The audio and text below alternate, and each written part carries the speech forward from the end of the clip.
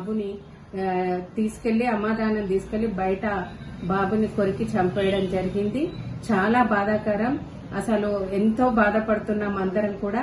ఇలాంటి సంఘటన ఎక్కడ కూడా జరగొద్దు. చాలా జాగ్రత్తగా ఉండాలి. అది అలా జరగడం అయితే చాలా బాధాకరం. మాకు చాలా బాధగా ఉంది. అదే విధంగా ఇక్కడ శంషాబాద్ లో సంవత్సరం నుంచి మనము ఈ కుక్కల్ని పడుతూనే ఉన్నాము. ఆ క్రమంలో చాలా కుక్కల సంఖ్య కూడా తగ్గిపోయింది, కానీ తగ్గుతున్నట్టు అనిపిస్తుంది. మళ్ళీ వస్తున్నాయి.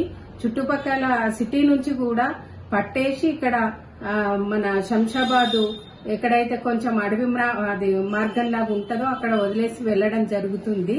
దాన్ని మేము గమనించినాము, కానీ ఎక్కడ కూడా ఎవరు వదిలేస్తున్నట్టు కనిపించట్లేదు, కానీ కుక్కలు మాత్రం కనిపిస్తున్నాయి. కాబట్టి వాటిని కూడా పట్టడం నిరంతరం ఇదే ప్రక్రియలో మేము ఉన్నాము. ఖచ్చితంగా ఈ కుక్కల మీద మళ్లీ ఇక్కడ చర్య తీసుకుంటాము. కుక్కలు బయట కనిపించకుండా ఎప్పటికప్పుడు మేము పట్టేసి వీటి మీద గట్టి చర్య తీసుకుంటాము.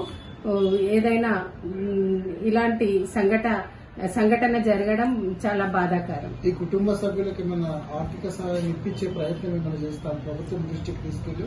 తప్పకుండా. ఎందుకంటే మేము పొద్దుటే వాళ్ళ ఇంటి దగ్గరికి వెళ్లడం జరిగింది, కానీ వాళ్ళు వాళ్ళ గ్రామానికి వెళ్లడం జరిగింది.